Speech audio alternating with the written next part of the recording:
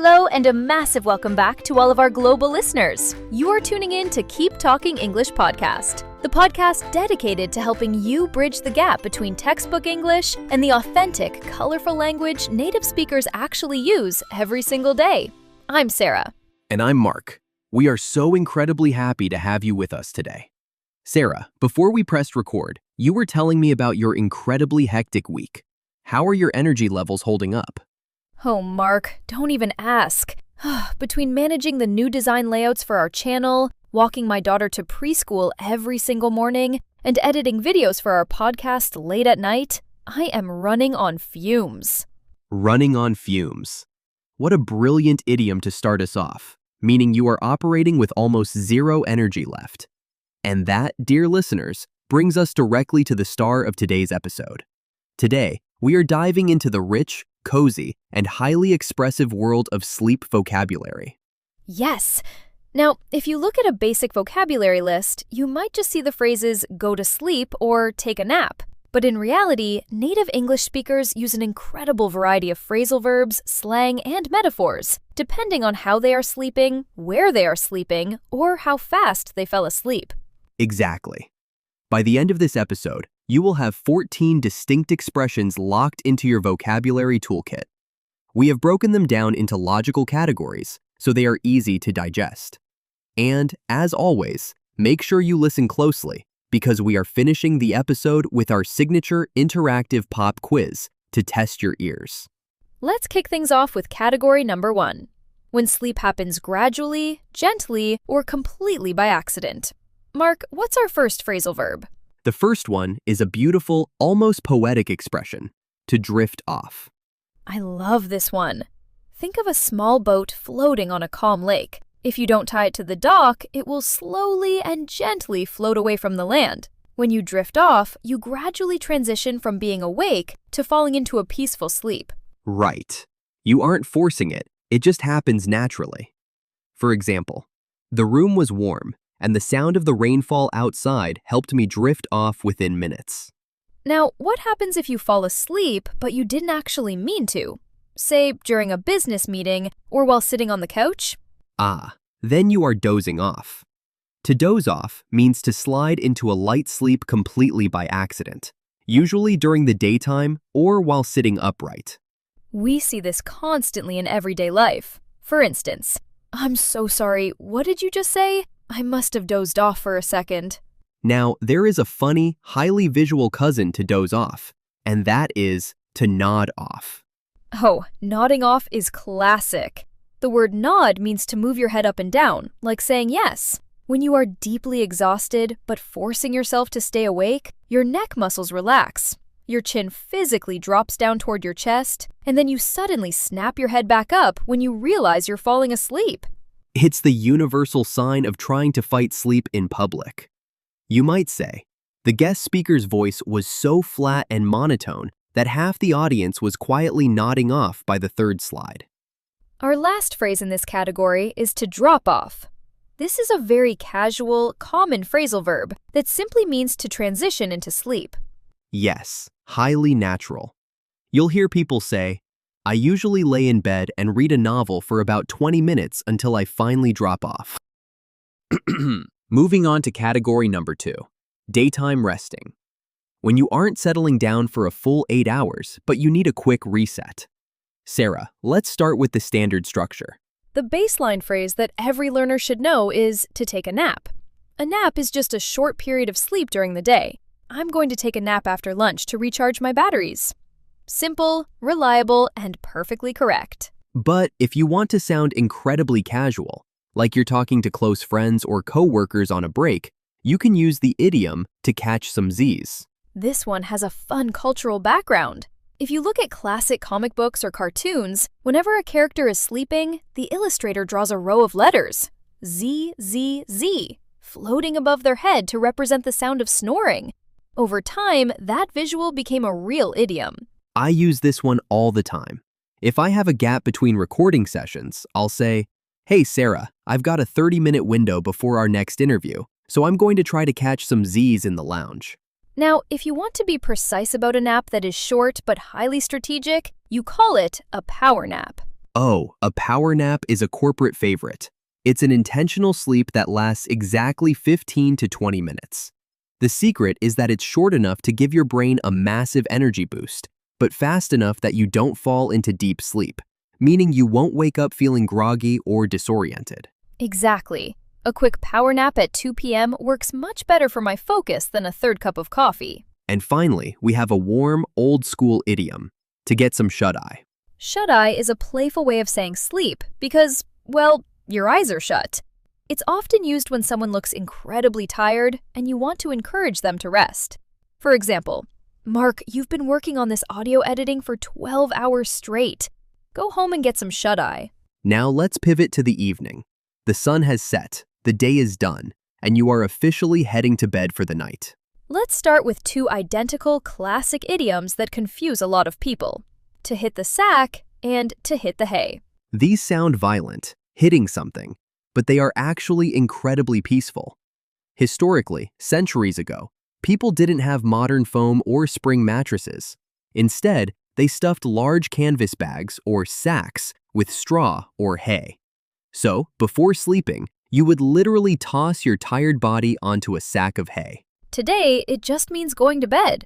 If you are at a family gathering and it's getting late, you can say, "All right, everyone, it's past midnight and I have an early morning. I'm going to hit the sack." Or, "Time for me to hit the hay." Both are completely interchangeable. What about the phrasal verb to turn in? To turn in is slightly more polite and traditional, but still very common. It means to retire to your room for the evening. "Good night, everyone. I think I'm going to turn in early tonight." Now, Sarah, what if you don't just go to bed normally, but you collapse onto your mattress because you have absolutely zero energy left? Then you use the slang verb to crash. This is incredibly common among university students and busy parents.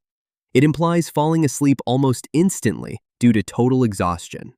For example, the minute we got back from the amusement park, I didn't even brush my teeth. I just crashed on the bed with my clothes on. And a very intense version of this is to pass out. Now, a quick warning for our learners. Pass out can mean to faint or lose medical consciousness. But in casual, everyday English conversation, we use it lightheartedly to describe someone falling asleep immediately because they are completely drained. Right. You might say, he stayed up until 4 a.m. studying for his English certification, and he eventually just passed out right at his desk. Our final category covers that wonderful state of being in a profound, deep, uninterrupted sleep where absolutely nothing can wake you up. Let's start with a classic comparison. To sleep like a log. Think about a heavy, solid log cut from an oak tree. It doesn't move, it doesn't shift, and it doesn't make a sound. If you sleep like a log, you sleep incredibly deeply without tossing, turning, or waking up from outside noises. There was a massive thunderstorm last night with loud cracks of thunder, but I slept like a log and didn't hear a thing. We also say to sleep like a baby. This implies a sleep that is not only deep, but completely peaceful, calm, and free from any worries or stress. And our final phrase for the day describes the incredible speed of falling asleep. Out like a light. Again, think about a physical light switch. The moment you flip it, the room plunges from bright light into total darkness instantly. Saying someone is out like a light means the very second their head touched the pillow, they were fully asleep. I gave him a warm glass of milk, and within 2 minutes, he was out like a light. Wow, that is an impressive lineup of vocabulary. Listeners, you have just learned 14 highly authentic ways to talk about sleep. Now, it is time to put your comprehension to the test. Let's play our favorite game. We will give you a real-life scenario, and you have to choose the best idiom or phrasal verb to fill in the blank. Are you ready?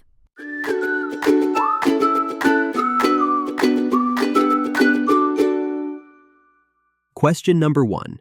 Imagine you are sitting in a very warm, cozy corporate meeting. The manager is reading a long spreadsheet of financial data. You are trying your absolute best to stay awake, but your eyes keep closing, and your head physically drops forward twice before you snap it back up. What are you doing? A. You are sleeping like a baby.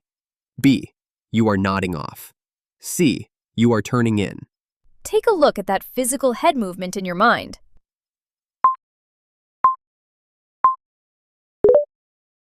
Mark, give them the verdict. The correct answer is B. You are nodding off. Remember, the physical drop of the head is the big clue for nodding off. Spot on. Question number 2. You are talking to your family in the living room. It's 10:30 p.m., you are yawning, and you want to politely tell them that you are going to leave the room to go to your bed to sleep for the night. Which phrase fits perfectly? A. All right, guys, I'm going to hit the sack. B. All right, guys, I'm going to catch some Z's. C. All right, guys, I'm out like a light. Think about the intention of going to your actual bed. Reveal the answer, Mark. The answer is A. Hit the sack is the perfect, natural way to announce you are going to bed. While catch some Z's is usually for short daytime breaks, and out like a light describes how fast you fell asleep after it happens. Excellent explanation. Question number 3. You have an incredibly busy day ahead, but you have exactly 20 minutes between your morning tasks and your afternoon meetings. You want to take a very short, intentional, strategic rest to boost your brain power without feeling groggy. What kind of sleep do you need? A. A drift off. B. A power nap. C. Sleeping like a log. 20 minutes of strategic brain-boosting power. And the winner is? The answer is B. You need a power nap. Final question. Question number 4. Your friend worked a 16-hour shift at the hospital. The second she got home, she collapsed onto her bed with her shoes still on and fell into a deep, unmoving sleep instantly. How would you describe her sleep? A. She was out like a light and crashed. B. She dozed off and got some shut-eye. C. She drifted off to take a nap. Think about total exhaustion and lightning-fast sleep. Give them the final golden star, Mark. The answer is A. She crashed on her bed and was out like a light. Excellent job on the quiz today, everyone. Whether you got a perfect score or missed a few, remember that language learning is all about exposure and repetition. Absolutely. Don't let these expressions just sit in your notebook. The next time you feel a bit tired in the afternoon, or the next time you're getting ready for bed, say the idiom out loud to yourself to anchor it in your memory. Thank you so much for hanging out and exploring all the sleep idioms with us today on Keep Talking English podcast. You did an amazing job just by showing up for yourself. If you enjoyed today's lesson and want to keep building your confidence, I would love to invite you to join our community by hitting that subscribe button and turning on notifications. You see, learning a language is a journey, and it's always easier and a lot more fun when we do it together. When you subscribe, you ensure you never miss a new lesson or a chance to practice. Plus, your support means the absolute world to me and helps our little community keep growing. Before you go, don't forget to check the link in the description box below to download your free PDF for this episode. It's my gift for you to help you keep practicing throughout the week.